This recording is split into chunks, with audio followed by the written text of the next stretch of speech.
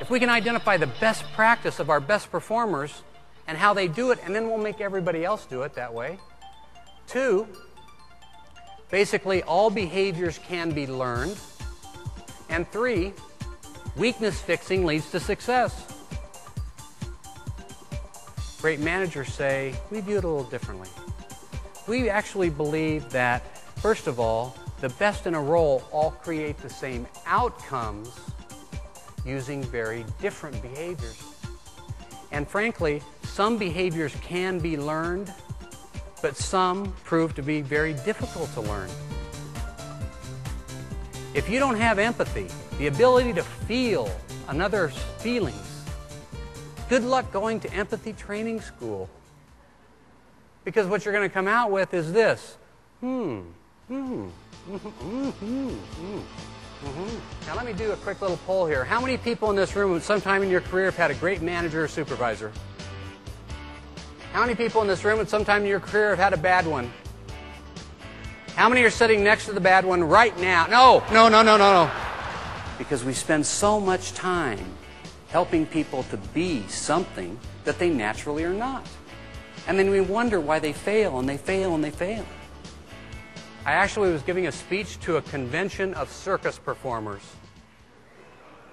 I'm kidding you not. They have their own convention to see what their nights are like.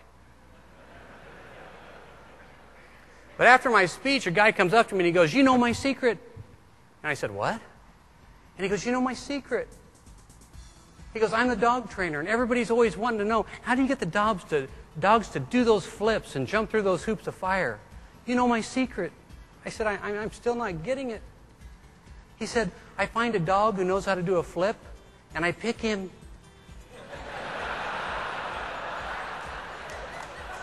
The definition of insanity is doing the same thing over and over and praying for a different outcome.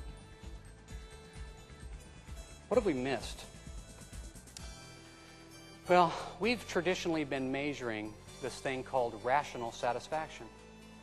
If you go to your room, you pick up a questionnaire, it's going to ask you about things like cleanliness. All appliances were in working order, temperature of the room, bathroom was stocked. Now, how many people checked into this hotel, got your key, went to your room, put it in the slot, it opened, you went right to the phone and called the front desk and says, "Wow."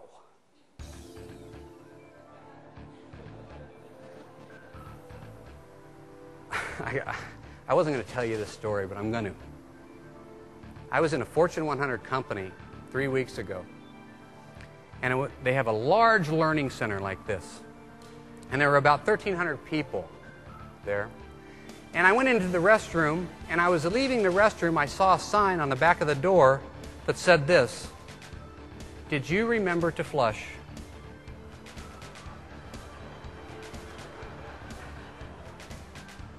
Now picture this. I'm going out to address 1,300 people within this Fortune 100 company, leaders.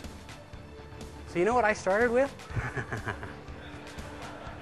I said, "How much research did you do to make sure that that sign was on the back of every bathroom door in this entire organization that spanned 27 acres? Did you go out and do some research and find that, 52% of people aren't flushing? Every one of us in this room have gone through the appraisal review at the end of the year. And no offense, I'm not picking on anybody, but it usually goes a little like this. The first 5 minutes is, "Here's what I love about you," and the remaining 55 minutes is, "Here's your areas of opportunity."